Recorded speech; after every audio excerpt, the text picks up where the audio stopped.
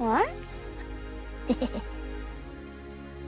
Whoop, whoop, whoop, whoop, whoop. Ah! Hi, little beast. I love you. I love you too. Hey guys, it's the girls, and today I am doing a painting of a fishy. This is Fully. And this is Junie. She's tubby, so she sleeps a lot. Whoa, where'd he go? Oh, there he is. He's pretty new. We've had him for a couple weeks. And what I did a transfer so that I could get as accurate of an outline of him and detailing of him as I could. And what I did is I took a photo of him with Tiff's phone. I printed it off the phone to her mom's printer, and then I taped it on this because I needed to protect the painting from this. I covered the back of it, of the photograph, with crayon. And then once I had the crayon on it, I taped it down on here on the watercolor paper. And I used a mechanical pencil with regular, pretty thin lead. And I traced it. You can see the marks where I traced it. And then that way I have that nice transfer. So I don't have to do as much work with the detailing, it's all there. And I have my reference photo so I can see the colors. And yeah, and I'm going to, all I have right now is acrylic paint. I don't have my gouaches with me, which makes me sad because there's so many colors in there that would be perfect for this. I don't have any of my watercolors either. So I'm going to do a mock watercolor with acrylic paints. I have black, white, and these are just really cheap apple barrel acrylic paints. You can get them at Walmart for like 50 cents. Well, the matte ones for 50 cents. And the gloss are a couple more, it's like 75, but really it's not that bad. Real yellow. This is the truest yellow I could find, and it just happened to be in glass, which might be cool because the scales have that shiny texture. Whoops. And then this is the blue. It's Admiral Blue. And Flag Red. That's the truest red I could find. So what I did to prep this, I have some really old watercolor paper. And then I have this. Got it at a yard sale. That's where I find a lot of my art stuff. I try and look for, you know, really nice stuff that I don't have to pay much for. As you can see, I paid 75 cents for this. We probably paid less. Granny got it for me. It's a paper palette, and all that is it's plastic coated paper so that you can put your paint on it. And you don't have to waste, you know, nice glassware like I have in the past. Because I really, really just want to showcase his color, because he is so beautiful. Sometimes when he turns in the light, he has a slight lavender color to him. Goes to blue and white and that beautiful golden color. So I really want to showcase that in that deep blood red. He's just a really cool fish. That's why we got him. So when I did the crayon, I tried to look at his colors, and I squinted my eyes. You see, when you squint your eyes or something goes blurry, you can see the color better than when you're just looking at it in its clear image. So you can see where it's darker in this area, where it's lighter in this area, and you would be able to add the colors where they're supposed to go and have it be more realistic. I'm probably going to go downstairs and start this. I'm really excited. You have anything to add, Tiffy? I'm playing Minecraft. She's playing Minecraft. That painting up next to her, I just painted a couple weeks ago. Okay, guys. Sorry, I forgot to mention one thing. The brushes you'll need, not these. These are huge chip brushes. I mean, you could use them, but I don't know what for in this case. I mean, in a painting like that, I use them. But this time, we're going to use these. They're just a pack of 10. They were $4.97 at Walmart, and they're really nice. I like these brushes because they're soft. Hey guys, so I never finished the video of my painting. Sorry for the messy room. I'm like giving you a whole panoramic view of it. Basically with the rest of it, I did like I watered down the acrylic paints and I mixed together the blue and the yellow in different tones of variation and added water to it, and I made like a watercolor base. I did a wash around the drawing of the fish that I had. And then I used the photo as a reference and I squinted my eyes to see the color and everything. Alright guys, so now you can see the painting. Sorry, my hands are kind of shaky. So as you can see, all of this is the watered down acrylic paint. I watered it down to make it more of a watercolor texture, which you can do on any kind of porous material. So if it's paper like this, you can water down your acrylic.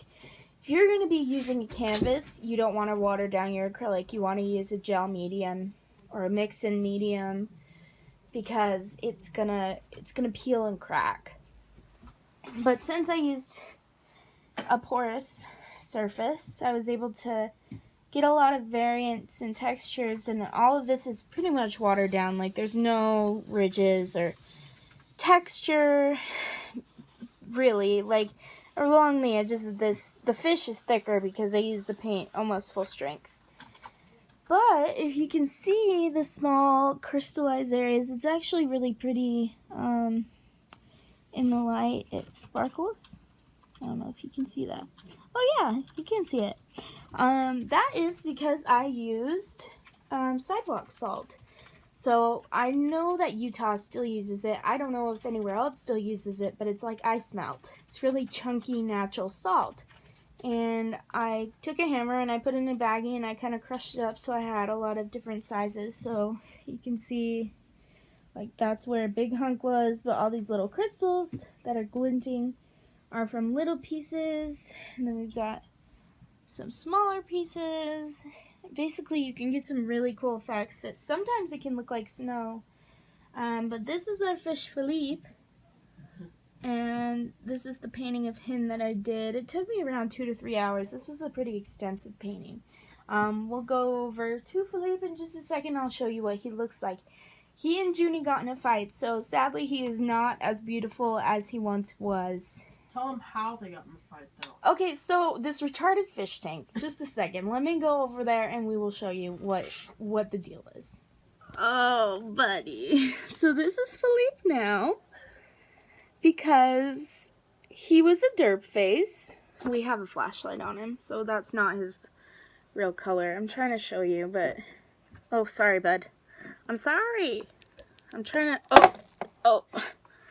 Nikki made that for us. It fell over. Okay, so here's Junie. That's Junie. She's kind of battered a little bit. She's got some ouchies, but she's getting better. Really, she's unscathed except for that weird separation in her tail. He did that. Yeah, and then this is Philippe. This is what is left of him. Decided to jump over this freaking divider into her side. Now, I'll show you.